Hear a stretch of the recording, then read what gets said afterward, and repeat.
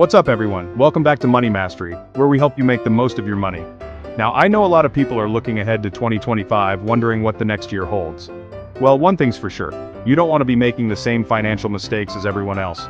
Today, we're diving into the top 3 financial mistakes you need to avoid in 2025. These are mistakes that can seriously hold you back from achieving your financial goals, whether it's buying your dream home, retiring early, or just having that peace of mind knowing your finances are in order.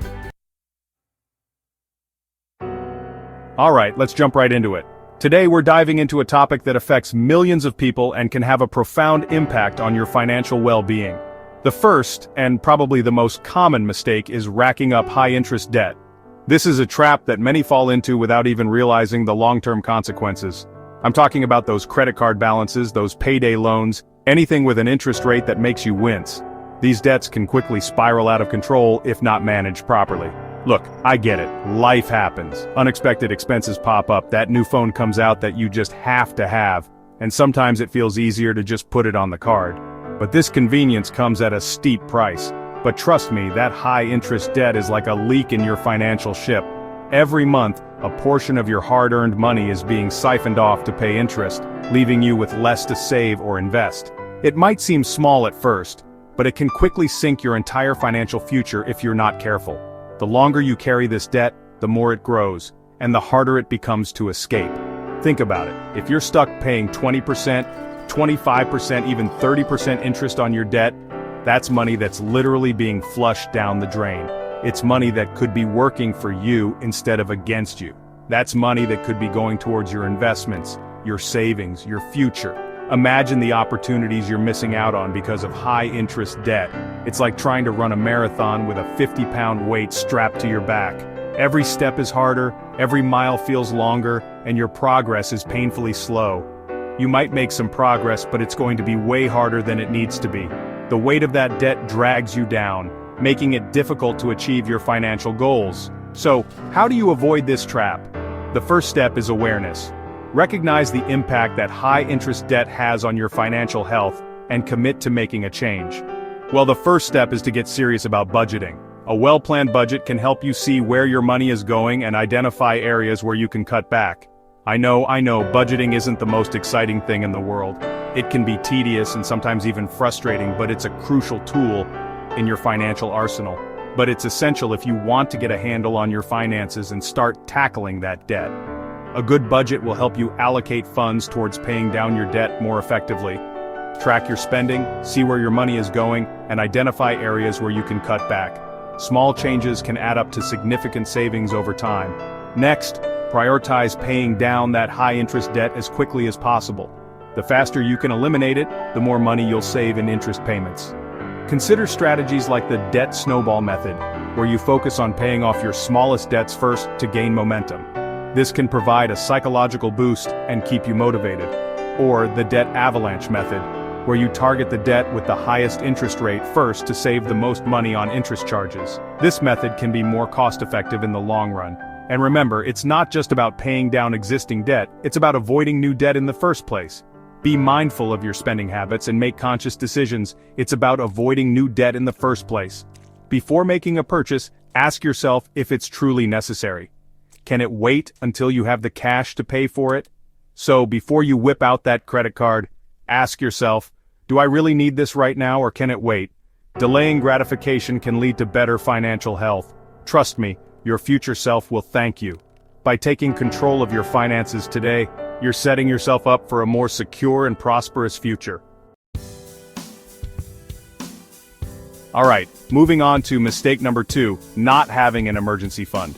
This is one of the most common financial missteps people make, and it can have serious consequences. Let me tell you, this is a big one. An emergency fund is not just a nice to have, it's a must-have. An emergency fund is like your financial safety net. It's the buffer that stands between you and financial disaster.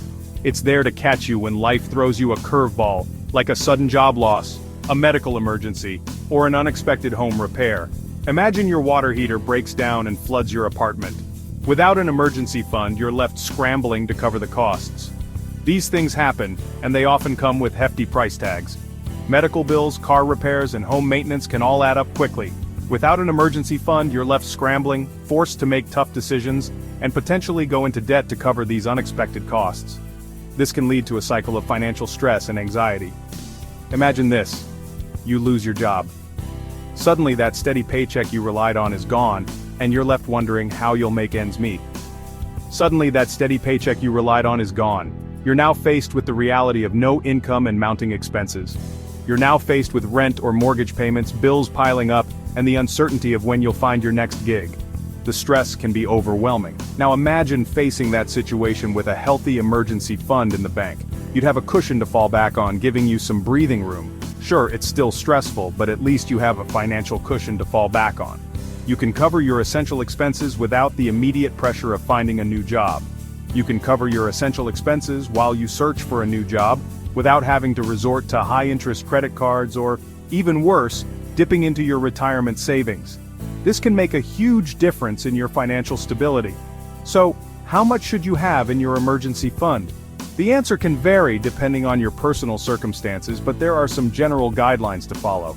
Well, a good rule of thumb is to have 3 to 6 months worth of living expenses saved up. This might seem like a lot, but it's essential for your financial security. I know, that might seem like a lot, especially if you're already dealing with debt or struggling to make ends meet, but don't get discouraged. But remember, this is about building long-term financial security. Start small. Even setting aside a little bit each month can make a big difference over time. Even setting aside $50 or $100 a month is better than nothing. The key is to make it a habit and be consistent. As you make progress, gradually increase that amount. Over time, you'll see your emergency fund grow, and with it, your peace of mind. Think of it like this: every dollar you put into your emergency fund is a dollar that brings you closer to peace of mind, knowing that you're prepared for whatever life throws your way. It's an investment in your future stability and well-being. And finally, let's talk about mistake number 3, not investing for the future. Listen, I know investing can seem intimidating, especially if you're not familiar with the ins and outs of the stock market or real estate. The sheer volume of information and the potential risks can make anyone hesitant. But avoiding it altogether can be a costly mistake. But here's the thing: you don't need to be a financial expert to start investing. There are plenty of resources and professionals available to guide you through the process. Financial advisors, online courses, and investment workshops can provide you with the knowledge you need to make informed decisions. In fact, the longer you wait to invest, the more potential growth you miss out on. Time is a crucial factor in the world of investing, and delaying your entry into the market can significantly impact your financial future. This is where the concept of compound interest comes in. It's a powerful tool that can work in your favor if you start early. Compound interest is essentially interest earned on interest. It means that not only do you earn interest on your initial investment, but you also earn interest on the interest that accumulates over time. It's like a snowball effect. As your investment grows, the amount of interest you earn increases, leading to even more growth. The earlier you start investing, the more time your money has to grow exponentially. This exponential growth can make a significant difference in the long run. Even small contributions made consistently over time can add up to significant wealth down the road. It's not about how much you invest at once, but about being consistent and patient. Let's say you start investing $100 a month at age 25, earning an average annual return of 7%. This might seem like a modest amount, but the power of compound interest can turn it into a substantial sum. By the time you reach retirement age, that $100 a month could potentially grow to over $240,000. Imagine the financial freedom and security that could bring. Now let's say you wait until you're 35 to start investing the same amount. The delay of just 10 years can have a dramatic impact on your investment's growth. You'd end up with significantly less, even though you invested the same amount of money overall. This is the cost of waiting, and it's a cost that can be avoided by starting early. The takeaway here is simple: time is your greatest asset when it comes to investing. The earlier you start, the more you can take advantage of compound interest. The sooner you start, the more time your money has to grow and compound. This can lead to a much more comfortable and secure financial future. Don't let fear or procrastination hold you back from building a secure financial future. Overcoming these barriers is the first step towards taking control of your financial destiny. There are tons of resources available to help you get started with investing, from robo-advisors that automate your investments based on your risk tolerance to educational platforms that provide you with the knowledge and tools you need to make informed investment decisions. These tools can simplify the process and make investing accessible to everyone. Remember, investing is a marathon, not a sprint. It's about making consistent contributions over time and letting the power of compound interest work its magic. It's about making consistent contributions over time and letting the power of compound interest work its magic. The journey may seem long, but the rewards at the end are well worth the effort.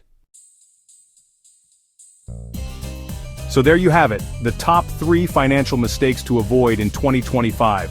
By steering clear of high-interest debt, building a solid emergency fund, and making investing a priority, you'll be well on your way to achieving your financial goals and securing your financial future. Remember, knowledge is power when it comes to personal finance. Thanks for watching. If you found this video helpful, make sure to like and subscribe to our channel for more tips on mastering your money. We've got tons of great content coming your way, covering everything from budgeting and saving to investing and real estate. Hit that notification bell so you don't miss out. See you in the next video.